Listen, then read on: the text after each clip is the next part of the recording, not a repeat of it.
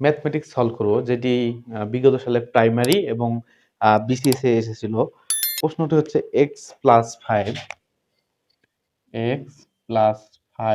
Into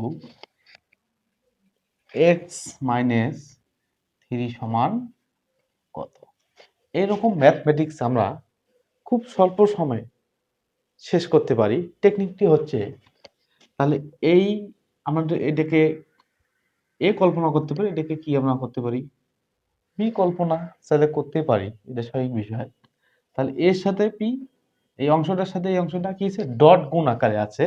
তাহলে x এর গুণ করলে এক্স হবে x², এক্স এর সামনে প্লাস এবং 3 সামনে মাইনাস। তাহলে প্লাস আগের চিহ্নের গুণগুলো অবশ্যই করতে হবে, প্লাসে মাইনাসে মাইনাস, এক্স দিয়ে 3 গুণ করলে হবে 3x।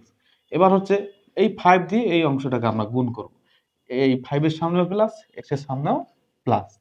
তাহলে প্লাসে প্লাসে প্লাস, 5 দিয়ে এক্স এ গুণ করলে হবে 5x এবং প্লাসে মাইনাসে হচ্ছে মাইনাস, 5 দিয়ে 3 কে গুণ করলে হবে 3×5 = 15।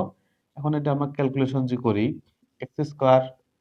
এবার একটা দেখো প্রিয় শিক্ষার্থী, +5x থেকে -3x বাদ দিলে হবে +2x। কারণ হচ্ছে আমরা জানি সবচেয়ে বড় সংখ্যার সামনের চিহ্ন বসে, আর অবশিষ্ট থাকে -15।